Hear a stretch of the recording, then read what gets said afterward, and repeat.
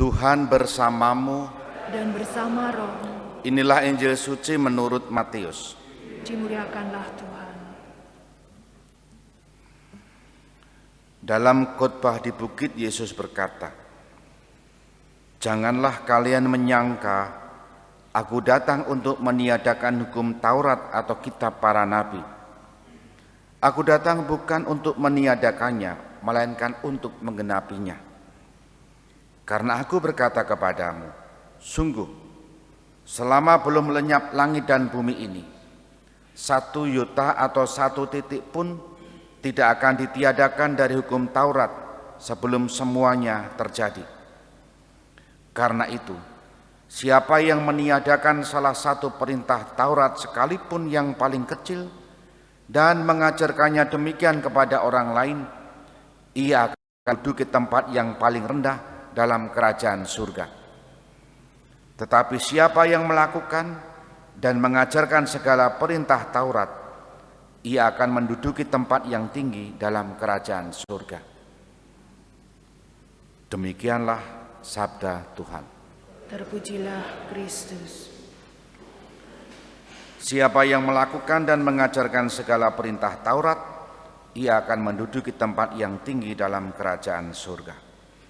Saudari-saudara yang dikasihi Tuhan, selamat pagi berkah dalam. Kalau Yesus tadi dalam bacaan Injil menegaskan dia bukan untuk meniadakan hukum Taurat atau kitab para nabi, melainkan untuk menggenapi kitab para nabi dan kitab Taurat, itu artinya bahwa Yesus sungguh-sungguh menjadi apa yang diwartakan oleh kitab para nabi, yang kedatangannya sudah diwartakan dalam kitab-kitab para nabi. Itulah Yesus yang disebut-sebut, yang diwartakan oleh para nabi dalam kitab Perjanjian Lama.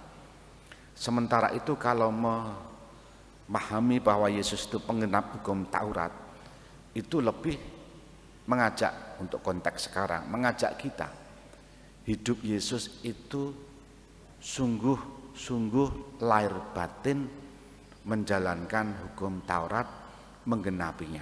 Apa yang digenapi? Pertanyakan kurang lebih seperti itu.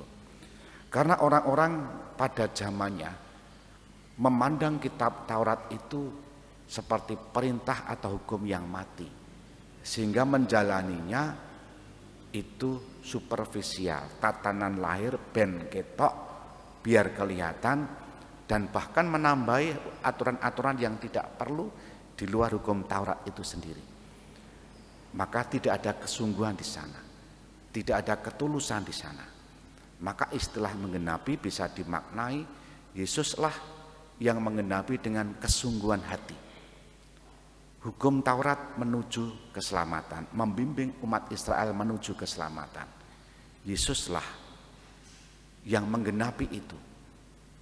Hidupnya menjadi penuntun keselamatan bagi kita.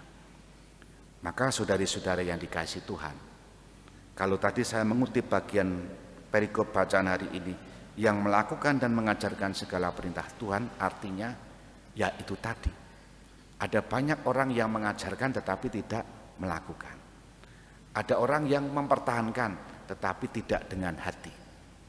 Maka sekarang bagaimana kita yang hidup pada zaman sekarang pun menggenapi dalam arti juga membawa hati kita, menyatukan hati kita terhadap perintah-perintah Tuhan, terhadap ajaran-ajaran Tuhan, dan mengarahkan hati kita kepada Allah.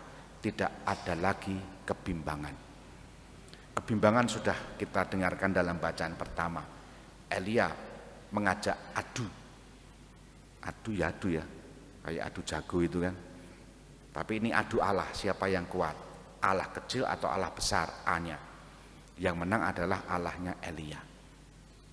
Artinya keyakinan Elia terhadap Allahnya itu sungguh-sungguh dari hati, bukan tatanan lahir, bukan superficial, bukan seperti agar dilihat oleh orang lain. Moga-moga kita memiliki ketulusan pula dalam menjalankan seluruh perintah Tuhan dalam hidup kita. Kita hening sejenak.